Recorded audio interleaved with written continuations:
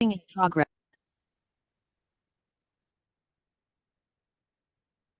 Morning ho sa inyong lahat.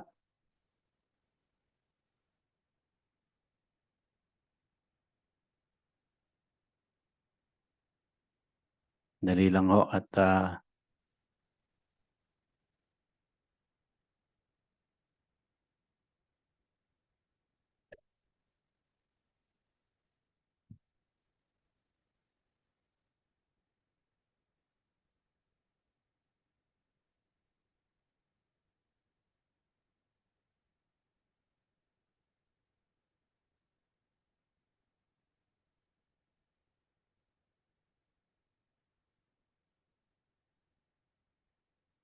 okay. So bago po ako mag-share ng Word of God, meron lang ho akong bibigyan ng emphasis doon sa commitment form na inyo pong kinuha kay Ate Lulu at meron lang po ako nakalimutan. Kung mapapansin niyo po, yung mga sa ibang kumuha na po ay dalawa yung form na binigay. Hindi po ibig sabihin nun, isa sa inyo, isa sa asawa nyo. At kung mapapansin nyo, parehas yung number nun. May form number po dito yun no? Ibig sabihin po niyan, yung isa, kopya ninyo, yung isa, ibabalik nyo po kay Ate Lulu. Okay? So para may record ho kayo, tapos may record din si Ate Lulu o doon sa finance. So yun lang po ang karagdagang announcement para dito. May nakalimutan pa ba ako? Wala na? Okay na yon? Okay, so para po doon sa kumuha ng commitment form, para po doon sa ating project parada. So nakita nyo po yung ating parking lot ay ongoing ngayon yung pagpapasemento. Yun po yun para dito po yun, no? Itong form na ito para doon sa parking lot. Okay, yun doon po pupunta yon. At dalawang forms, isa sa kopya ninyo, isa ibabalik sa finance.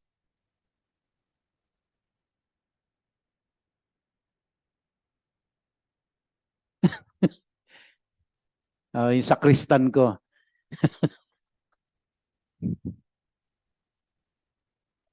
Ayan, ayan. Hello po.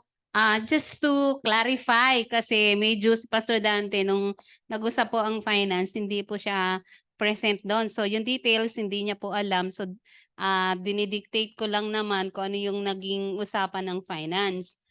But unfortunately, dahil senior na, marami na rin inaaral, nababawasan yung instructions. Okay, so ganito po. Merong dalawang pledge card na the same control number. Tama po si Pastor Dante doon. Yung isa ay record po ng finance at ang responsible po dito ay si Ate Lulu. Yung isang kopya po ay sa atin para just remind us yung commitment natin. Okay? So, ang sabi rin po ng finance, ito po ay naging pag-uusap po from many usapan dahil nga it costs us a lot of money. They want them na maging systematic ang ating finances at tayo natin naman na babaon tayo sa utang. So, ang unang-una, pinag-pray po natin yan. Lahat po, pati mga leaders, alam din po yan na meron tayong project. Okay? In preparation for our celebration, isi-celebrate natin ang goodness ng God and this is every year. At matutuwa naman po tayo dahil maganda na yung ating pagdadausan ng ating mga celebration. At hindi na tayo hirap, lalo na yung mga babae. Okay? So, ang naging po nila ay any amount na maluwag sa puso, hindi rin kayo bibigyan ng due date. Kung kailan nyo po gustong ibigay, commitment nyo po yan kay Lord. Walang amount, hindi rin po sinabi kung magkano ang dapat natin i-share. Wala rin deadline kung kailan natin ibibigay. So it's up to you. It's between you and God. Kung magkano din po, hindi ididikta, kayo rin po ang magdidikta. Ngayon po, kapag nakapag-decide na kayo doon sa amount at kung kailan nyo ibibigay, iyan po ay ilalagay nyo dito. Kung hindi po kasya dito, Mag-note po kayo dito sa likod. Dear Finance, ang maibibigay ko lang po ay halagang 1,000,000 at ito po ay ipapanalangin ko pa sa Panginoon, pero magbibigay po ako halimbawa po ng weekly basis na amount na ganito at monthly basis na amount na ganito at isang taon na amount na ganito at hanggang ako'y nabubuhay. Magbibigay po ako. Iyan po yung napag-usapan. Hindi po kayo pipilitin at kung magkano at kung kailan kayo bibigyan ng Panginoon, iyan po ang sinabi ng finance. Ako'y nakikinig lang po sa kanila. Iyan po yung kanilang napag-agrihan. At kami rin po ni Pastor Dante ay nakikinig lang po kasi sila po yung nakakaalam ng ating sitwasyon, kung ano ang ating kakayanan. At yung kakayanan na yan ay sa tingin namin imposible. Pero God is so gracious, God is so merciful, and God is our provider. Never po siyang nagkaroon ng kakulangan sa bawat isa sa atin, especially sa pangangailangan ng ating sanctuary. Kaya kayo po, bahala po kayo, wala rin pong deadline na ibinigay kung kailan nyo po ibabalik kay Ate Lulu. Ang napagkasunduan din po nilang apat kay Ate Lulu. Hindi ko na po tinanong kung bakit kay Ate Lulu. O sila usap-usapan na po nila yon. Kaya ito lang ang hilingin namin sa inyo. Lahat po tayo mag-participate in any amount that the Lord ay ibibigay sa inyo. Ang tandaan natin, if we will obey God, He will bless us. If we will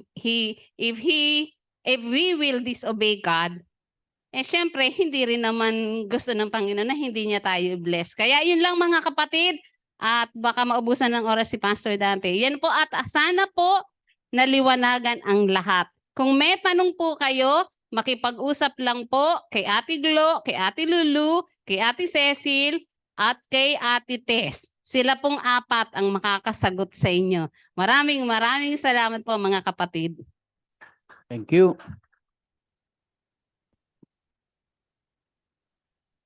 So, hindi ko na ho dadagdagan. Baka gumulo pa eh.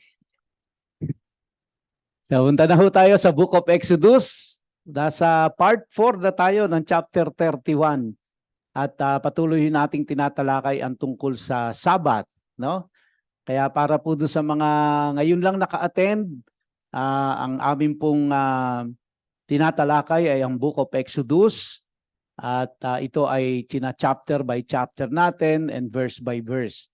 At nagsimula na po tayong talakayin yung Genesis, natapos na natin yon for almost 3 years. And then now, sinimulan natin ang Exodus at tayo po ay nasa chapter 31 na. So unti-unti ho natatapos natin ang Torah. Bago po ako magsimula, tayo po ay manalangin muna. Aming Amang Diyos, kami po ay muli lumalapit sa iyo sa mga oras na ito. At hinihiling po namin na pagkalooban mo po kami ng kaliwanagan sa iyong mga salita. Buksan mo po ang aming mga isipan at bigyan kami ng karunungan. At tulungan mo po kami, O Diyos, na maintindihan ang mga instructions mo sa amin. Tulungan mo ang iyong lingkod na tagapaghatid, maging ang aking mga kapatiran na mga tagapakinig sa mga oras na ito. Pagpalain mo rin po, maging yung mga nasa kanya-kanyang mga tahanan na uma-attend via Zoom at nawa po ay maging maliwanag ang dating ng mensahe sa kanila. Sa iyo po ang aming papuri, pagsamba at pagdakila sa pangalan ni Yeshua. Amen and amen. So, basahin nun natin ulit yung Exodus 31, 12, 13, and 14. At ang sabi dyan, Adonai said to Moshe, "Tell the people of Israel, you are to observe my Shabbats. For this is a sign between me and you through all your generations, so that you will know that I am Adonai who sets you apart for me. Therefore you are to keep my Shabbat because it is set apart for you. Everyone who treats it as ordinary must be put to death. For whoever does any work on it is to be cut off from his people. On 6 days, work will get done, but the seventh day is Shabbat, for complete rest set apart for Adonai. Whoever does any work on the day of Shabbat must be put to death. The people of Israel are to keep the Shabbat, to observe Shabbat through all the generations as a perpetual covenant. It is a sign between me and the people of Israel forever. For in 6 days, Adonai made heaven and earth, but on the seventh day, he stopped working and rested. When he had finished speaking with Moshe on Mount Sinai, Adonai gave him the 2 tablets of the testimony, tablets of stone inscribed by the finger of God. So the Sabbath is an important commandment in scriptures, just a way of review, because God established it at creation. And it's one of the 10 commandments. Pang-apat po siya, the 4th commandment. And Yeshua and the apostles kept it. So inobserve ng Panginoong Hesus sa Yeshua at ng kanyang mga disciples and apostles ang Sabbath. The Sabbath has spiritual and prophetic significance. One, it is a memorial of God's work of creation. As explained in Exodus 28-11, in addition to his work of deliverance, which is in Deuteronomy 5:15. Secondly, it points to salvation, the ultimate rest we have in Yeshua, the Messiah. And lastly, it points forward to the world to come when Messiah returns and establishes his kingdom in fullness. So, kaya sabi ng Diyos, above all, you shall keep my Sabbath. Referring doon po sa mga naunang mga verses of scriptures, no, after yung pong tabernacle, yung pong garments ng priest, yung pong mga kanilang sacrifices, sabi ng Diyos, above all, you shall keep my Sabbath. You may know that I, Yahweh, sanctify you. No? In keeping the Sabbath, in observing the Sabbath, ang sabi ng Panginoon that you may know, no? That I, Yahweh, sanctify you. Okay, so paano po tayo sinasanctify ng Diyos? Of course, sa pamamagitan po ng kanyang mga salita. In obedience to His word, we are being sanctified.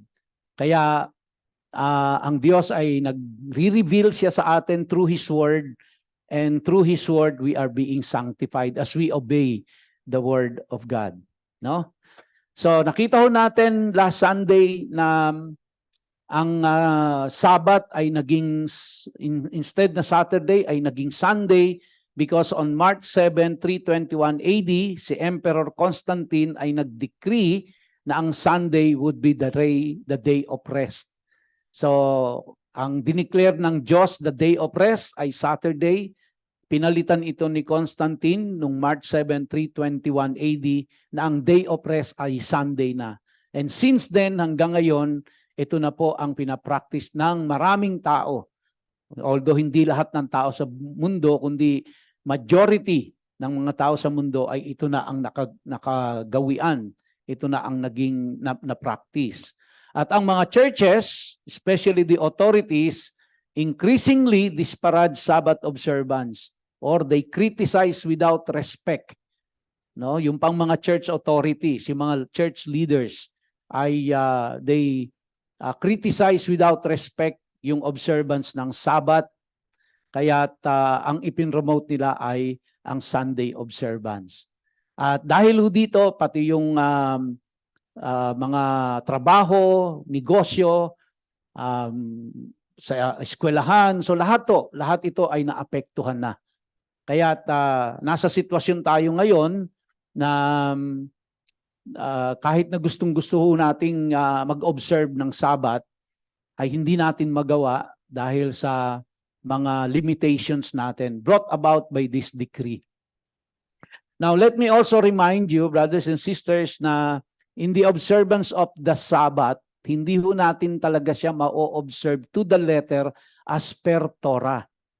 Why? Because wala hong temple at wala hong priesthood. Presently, kahit ang mga Hudyo living in Israel, hindi nila 100% na o-observe ang Sabbath. Why? Because there is no priesthood and there is no temple. Kasi in the observance of the Sabbath, kailangan ho nila yung temple at kailangan nila ang priesthood.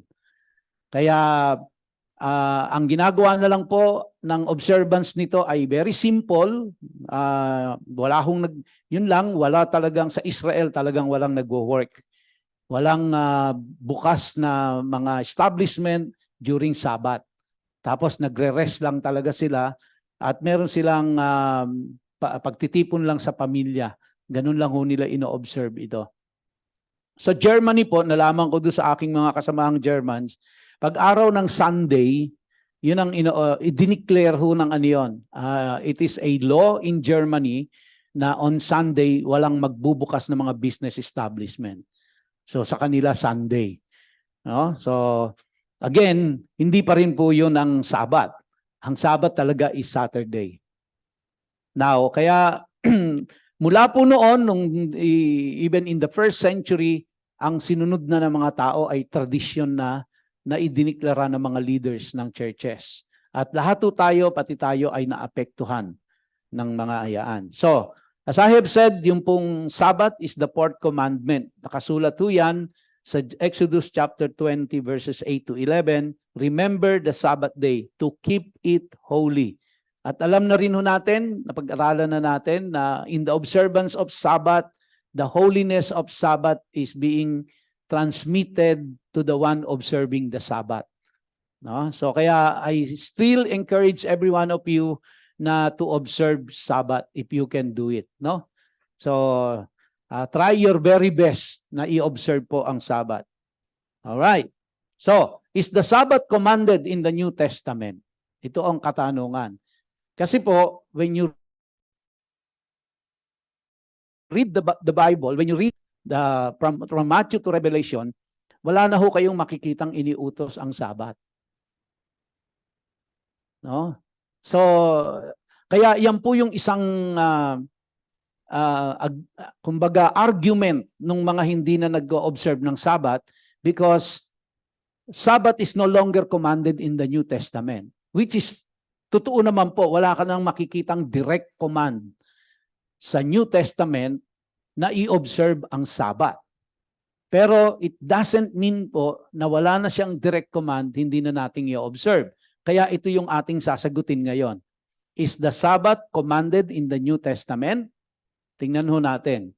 Now, ito yung sinasabi kong medyo controversial na statement. Kasi ito po ay nirelease ni John MacArthur. No? Yung sa topic na understanding the Sabbath.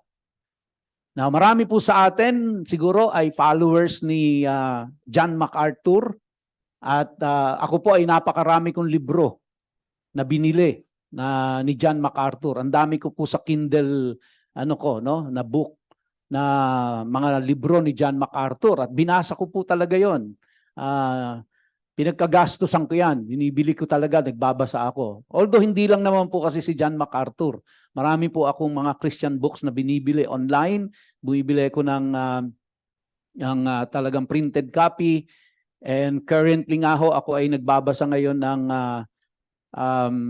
tungkol po sa mga customs and traditions ng mga Hudyo in relation to their land. Ito naman po ay a hard copy at ang title nito is An Eye for an Eye. So at least, bago po ako matulog, at least maka one chapter ako. Matatapos din yung kahit gaano kakapal yun. Ayan. So ito po yung sinabi ni John MacArthur. No? Sabi ni John MacArthur, there is never a command in the New Testament to keep the Sabbath. Tama po yun. Walang command sa New Testament.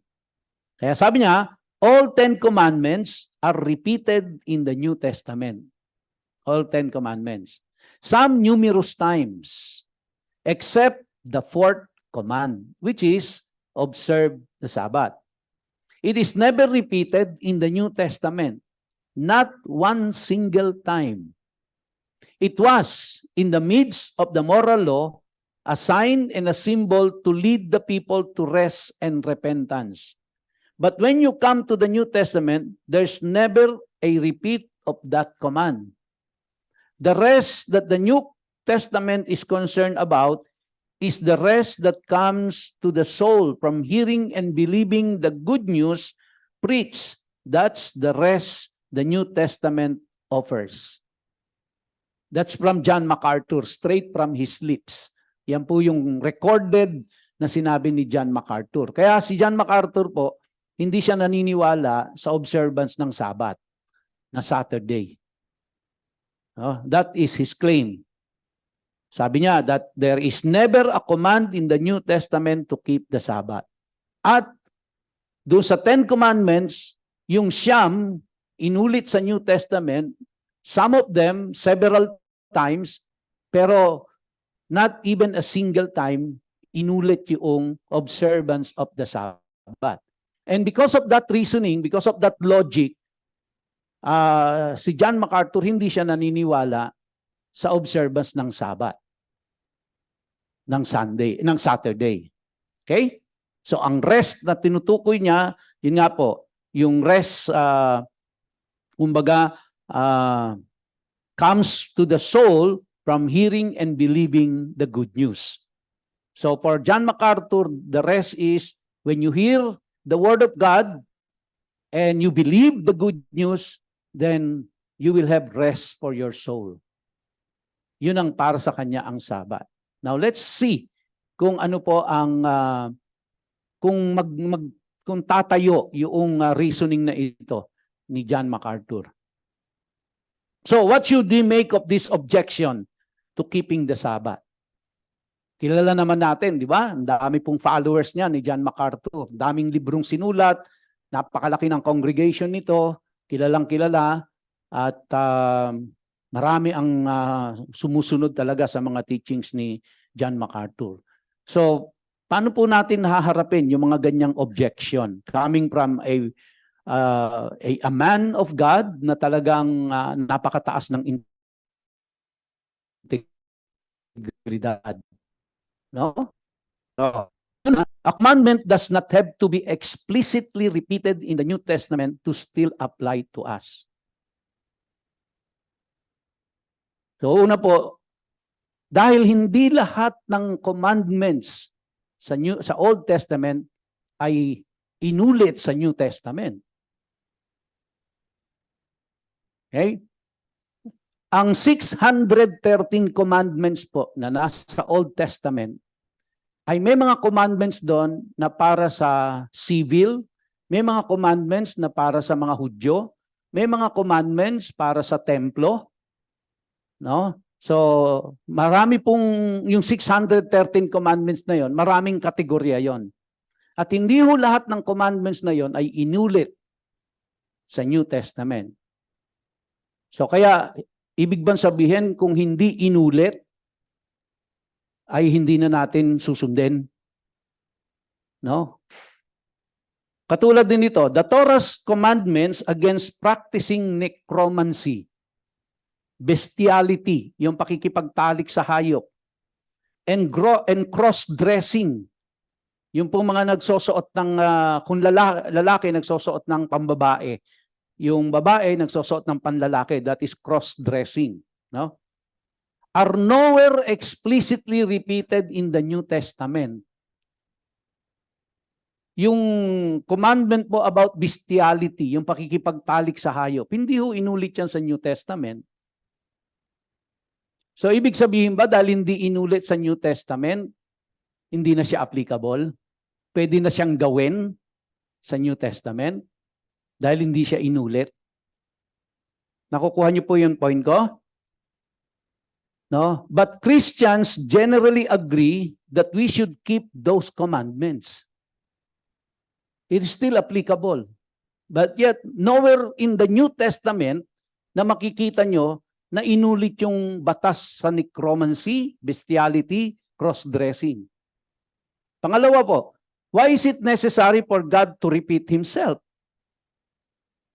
Kailangan bang ulitin ng Diyos ang sarili niya sa batas na kanyang ipinatutupad? God prohibits cross-dressing only once in all Scripture, while He repeated the Sabbath commandment numerous times. But does that mean that God didn't care about his people cross-dressing at latter times when other commandments were being repeated? Of course not. It would be silly for someone in Jeremiah's time to argue, well, God repeated his command to keep the Sabbath, so he must still want me to do that, but he has said nothing about cross-dressing since Moses, so I guess that doesn't matter to him anymore. So, no? Yung Sabbath, pinaulit-ulit ng Diyos yan sa Old Testament, but never mentioned in the New Testament. Yung cross-dressing, isang beses lang binanggit sa Old Testament, hindi na inulit sa New Testament.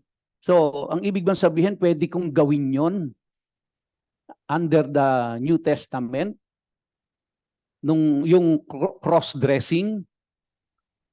Kasi yung pong logic ni John MacArthur, dahil yung fourth commandment ay hindi inulit sa New Testament, hindi na siya applicable. So kung susundan natin yung logic na yon, dahil yung cross-dressing na ipinagbawal ng Diyos sa Old Testament, hindi na inulit sa New Testament, ibig sabihin, pwede na akong mag-cross-dress. Nasusundan niyo po yung logic? No? Kasi reasoning by logic yung ginamit po ni John MacArthur dito eh. Hindi po siya reasoning by scriptures. Reasoning by logic. And sometimes logic doesn't work when it comes to scripture interpretation. A commandment does not have to be explicitly repeated in the New Testament to still apply to us. Just because God doesn't repeat a command, that doesn't mean that He cares any less about it. So hindi na inulit ng Diyos sa New Testament, He doesn't care about it anymore. Kaya kung ano po yung batas niya na sinabi dun sa Old Testament, kahit hindi inulit sa New Testament, yun po ay applicable. At bakit kailangang ulitin ng Diyos ang kanyang sarili? Kapag inulit ng Diyos yun, may dahilan. And that is something that we have to find out, di ba? So the New Testament's silence on the Sabbath does not mean that the Sabbath should not be kept. The New Testament is not silent about the Sabbath actually. Hindi na siya nabanggit, pero hindi siya silent sa New Testament. Okay? Matthew 5:17 to 20. Ito po ay dinaanan na natin to no? Ito mismo ang Sermon on the Mount ni Jesus Christ. Si Jesus Christ po ito. At ito ang kanyang sinabi. Do not think that I have come to abolish the law or the prophets. Kasama po ba sa law yung Sabbath? So anong sabi ni Jesus Christ? Do not think that I have come to abolish the law. Gawin nating specific. Do not think that I have come to abolish the Sabbath. Because it is in the law. I have not come to abolish them, but to fulfill them. Which means, si Jesus Christ mismo po, in the New Testament, nag-observe ng Sabbath. The apostles nag-observe ng Sabbath. Now, read your Bible and you will find out, mga kapatid, majority of Jesus Christ's miracles were performed on Sabbath day.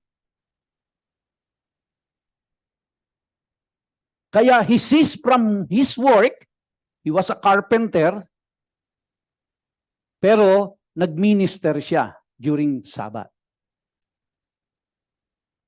Karamihan ho sa mga miracles ni Jesus Christ, ginawa niya during Sabbath. So, ibig sabihin si Jesus Christ mismo nag-o-observe ng Sabbath. For truly I say to you, until heaven and earth pass away, not an iota, not a dot will pass from the law until all is accomplished. Do you think Sabbath is included in that? Kasama po siya, di ba? Nasa Torah siya eh. Yung law na sinasabi dito is the Torah. Kasama po siya dahil nasa Ten Commandments siya eh. Therefore, whoever relaxes one of the least of these commandments, one of the least, and teaches others to do the same will be called least in the kingdom of heaven. Kaya kung tinitingnan natin na yung Sabbath is one of the least commandment ng Diyos, hindi rin natin pwedeng iset aside. Hindi natin pwedeng baliwalain. Di ba? Kahit sabi ng Panginoon dyan no? Therefore, whoever relaxes one of the least of these commandments and teaches others to do the same will be called least in the kingdom of heaven. But whoever does them and teaches them will be called great in the kingdom of heaven. He was referring to the entire Torah. And in the Torah, nandun ang Ten Commandments. Actually, the Ten Commandments is the very foundation of the Torah, of the Mishpat, kung naaalala ninyo, of God's justice system. And in God's justice system, kasama ang observance ng Sabbath. For I tell you, unless your righteousness exceeds that of the scribes and Pharisees, you will never enter the kingdom of heaven. Bakit sinabi ng Panginoong Hesus ito? For I tell you, unless your righteousness exceeds that of the scribes and Pharisees. Bakit to? Ano ba ang righteousness ng scribes and Pharisees? Ang righteousness nila is based on tradition. Yun ang kino-contest ng Panginoong Hesus, based on tradition. Kaya you have to exceed that. Because if your righteousness is based on tradition, you will not enter the kingdom of heaven. That's the point. Because yung mga Pharisees and scribes, ang paniwala nila, ang righteousness nila, ay yung pagsunod nila sa tradition. Kaya sabi ng Panginoong Jesucristo, you have to exceed that. Because yung pong obedience sa Torah ang tamang righteousness. What other ways does the New Testament reinforce the command to keep the Sabbath? Isa-isahin ko lang po yung Matthew 5:17-20.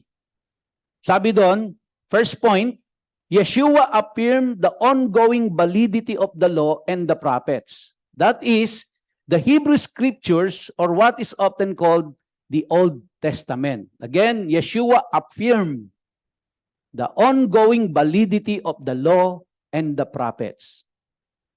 Dahil sabi niya po, I did not come to abolish the law. So kaya he affirmed the law. Secondly, fulfilled in this context means to bring to full expression, which means show it forth in its true meaning. Kaya si Jesus Christ inobserve ang Sabbath. Kaya kung sasabihin mo, wala na sa Old Testament yan. Wala na sa New Testament yan. Nandoon ho, kasi ino-observe ni Jesus Christ, ino-observe ng mga disciples, ino-observe ng mga apostles. No mention, but in practice, they are doing it. Kaya sabi ni Jesus Christ, napunta siya rito para i-fulfill, para magkaroon ng full expression. Thirdly, Yeshua came to teach and demonstrate how to live out the Hebrew Scriptures in accordance with God's will. He said that not an iota. Iota po is yung pinakamaliit. Or dot. No? Yung iota po, mas maliit pa sa dot. Would pass away from the law, the Torah, until heaven and earth pass away and all is accomplished. So, ibig sabihin, hanggang sa New Testament, applicable yun. Magtatapos lang yan pagdating na po ng new heaven and new earth. Not a single law from the Torah will pass away until the end of the age and the arrival of the new heavens and new earth when the present created universe passes away. That is in 2 Peter and also in Revelation.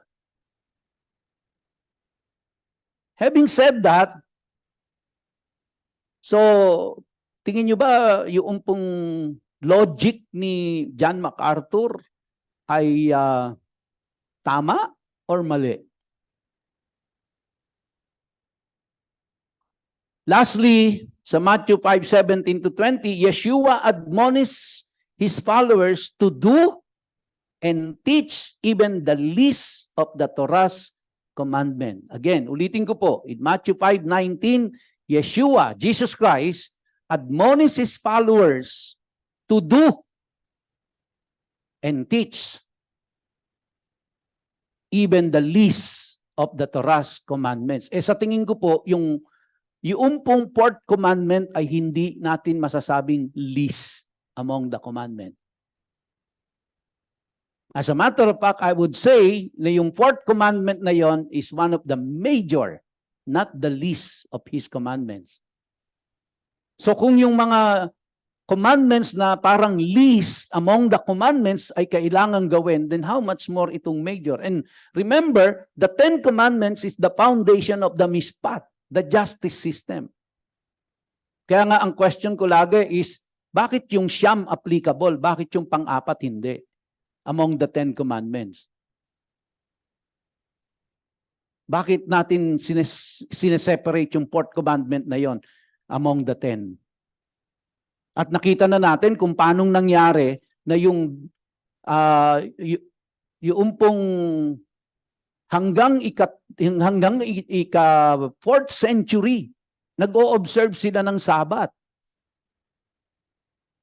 During the time of Jesus Christ was the 1st century. So during the 1st century, 2nd century, 3rd century, pagdating po sa 4th century, doon nag-declare si Constantine, yung emperor ng Rome. Napalitan yung Sabat na gawing, yung rest day ay gawing Sunday at hindi na Friday, ay hindi na Saturday. Pero bago pa i-declare ni Constantine yon, ang practice na po noon ay ang rest day ay Saturday. Ino-observe ang Sabat noon. Dahil gusto nilang burahin sa kasaysayan ng mga Hudyo.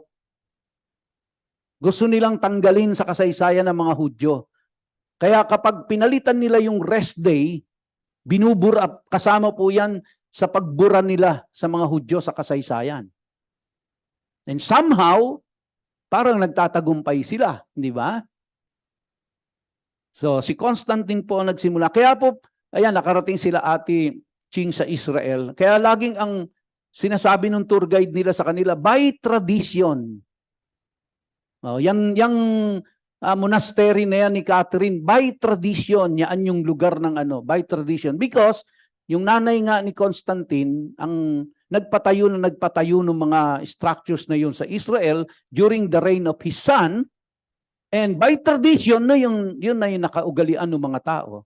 Pero mismong yung mga Hudyo, they don't even know where is the exact place. So, ulitin ko lang po yung Matthew 5:17 and 20. Do not think that I have come to abolish the law or the prophets. I have not come to abolish them, but to fulfill them. For truly I say to you, until heaven and earth pass away, not an iota, not a dot, will pass from the law until all is accomplished. Therefore, whoever relaxes one of the least of these commandments and teaches others to do the same will be called least in the kingdom of heaven. But whoever does them and teaches them will be called great in the kingdom of heaven. For I tell you, unless your righteousness exceeds that of the scribes and Pharisees, you will never enter the kingdom of heaven. What about the apostles? Nakita na ho natin si Jesus Christ. Nag-o-observe ng Sabat at in-encourage niya pa ang kanyang mga disciples to do it and to practice it. What about the apostles? Did they agree that we should continue to keep the Sabbath? Unang-una po, the New Testament indicates that they did. Last Sunday, nakita na ho natin yung error doon sa translation, no? Na on the first day, di ba? Nakita niyo po, they broke bread. Nakita natin in the Greek language kung ano ang totoong ibig sabihin nun. No? Yung miaton, sabaton. Tatandaan niyo po yon? Hindi na. Natatandaan niyo pa, no? One of the Sabbaths, they broke bread. Hindi po on the first day. Okay. Now, according to the book of Acts, the apostles continued to keep the Sabbath on the seventh day. Makikita niyo po yan sa Acts chapter 13, 16, at saka 17. Andiyan po yung mga scripture references. There was no mention of the commandment, but the commandment itself is being practiced by the apostles. Kaya kahit walang mention, the mere fact that they are they are doing it, they are observing it, so it is in effect. So hindi mo kailangang i-mention na observe the Sabbath. The very fact that they are observing the Sabbath, it is in effect in the New Testament. Luke records that it was Paul's custom to worship in the synagogue on the Sabbath, just like it was Yeshua's custom. Again, mababasa niyo po yan sa Acts chapter 17, sa Luke chapter 4. Additionally, in Acts chapter 15 verse 21, assumes that even Gentile believers would be keeping the Sabbath as they attend synagogue services to learn from the Torah. So it was not only the Jews, but even the Gentiles, they observed the Sabbath in the New Testament. So, in Acts 15:21, for from ancient generations, Moses has had in every city those who proclaim him, for he is read every Sabbath in the synagogue. So, nasaan yung mga tao during Sabbath? Nandun sila sa synagogue. Nakikinig ng mga aral. So, they are observing the Sabbath. So, kaya, if they are observing the Sabbath, ibig sabihin, in the New Testament, the Sabbath is in effect. Tingnan niyo po ito sa 1 Peter 1:13-16. Sabi ni Peter, be holy as God is holy. Saan kinuha ni Peter yon? Yun po ay kanyang kinote from Leviticus 19:2. Kasi sa Leviticus 19:2 sabi niyan, be holy, for I, the Lord, am holy. So kaya nung sinabi ni Peter yan sa chapter 1, verse 13-16, be holy as God is holy, it is a direct quotation from Leviticus 19, verse 2. And then in verse 3, inexplain po doon kung papaano ka magiging holy. Kasi sabi ni Peter, be holy, which is a direct quotation from the Old Testament, from Leviticus 19:2. The question now is, ano ibig sabihin ni Peter ng be holy? Andun po sa verse 3. No? Every one of you shall revere his mother and his father, and you shall keep my Sabbath.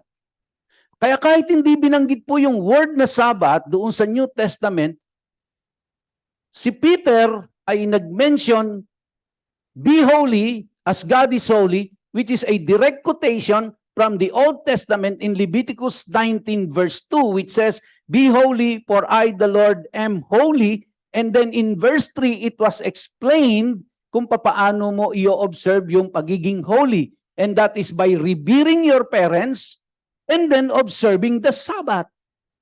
And this was in the New Testament, si Peter. Nasundan niyo po? So, kaya po, we must be doers of the word according kay James. No? Ano po yung word doon? Doers of the word. Doers of the Torah. Ano yung nasa Torah? Commandment to keep the Sabbath. Okay? So, is the Sabbath commanded in the New Testament? That was our question, no? While the Sabbath commandment is not explicitly repeated in the New Testament, that does not mean that it is done away with. Number 2, there are several other commandments not repeated in the New Testament that Christians generally agree still apply.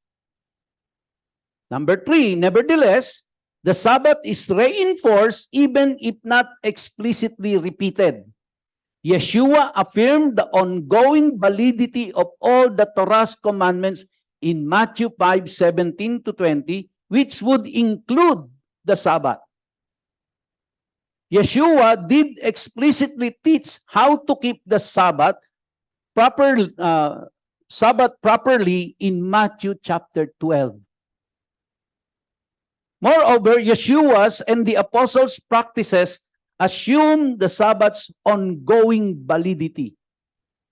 Finally, the apostles' affirmations of the Torah and God's commandments indirectly reinforce the Sabbath commandment. Kaya ako po, I am convinced na even in the New Testament, though wala kayong mababasa, directly it was commanded, but it is being observed. So, ibig sabihin, yung sa New Testament, Jesus Christ and His apostles and disciples, they are observing the Sabbath. So, valid ang Sabbath sa New Testament. Okay? So, ay. Kaya, ano po ang ating magiging stand ngayon dito? No? I don't agree with John MacArthur's stand. Sorry po sa mga followers ni John MacArthur. Pero I cannot agree with John MacArthur na sa New Testament ay wala ng Sabat kasi hindi inulit na banggitin at hindi ipinag-utos.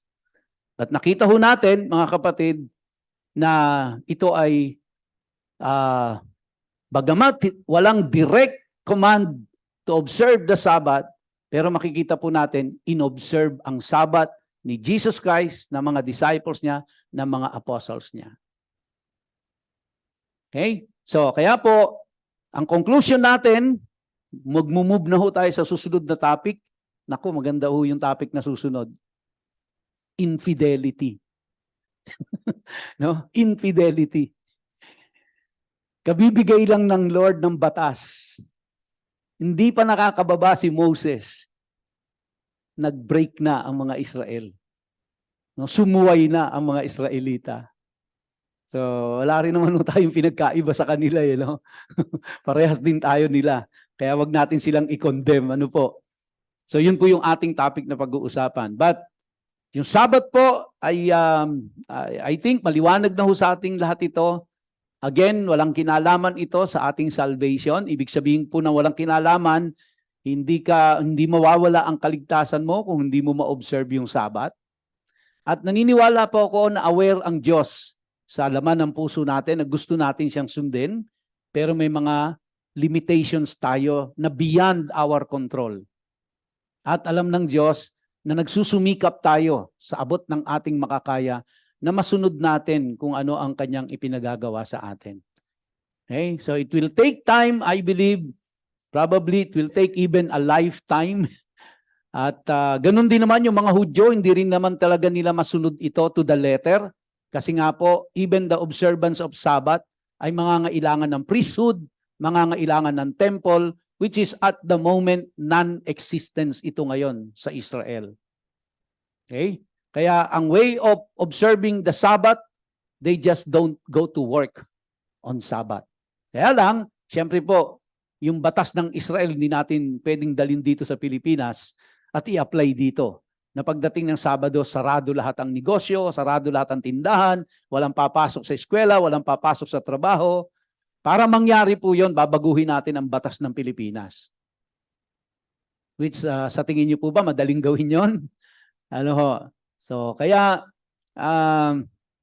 magpatuloy lang ho tayo manalangin, patuloy lang tayo mag-desire, Lord, gusto ka naming masunod, pero alam mo po ang struggles namin, alam mo po ang limitations namin, alam mo yung mga bagay na beyond our control, pero gusto po namin gawin yon. Kaya tulungan mo po kami, Panginoon. Tayo po tayong lahat at tayo ay magsasara sa panalangin, pero bago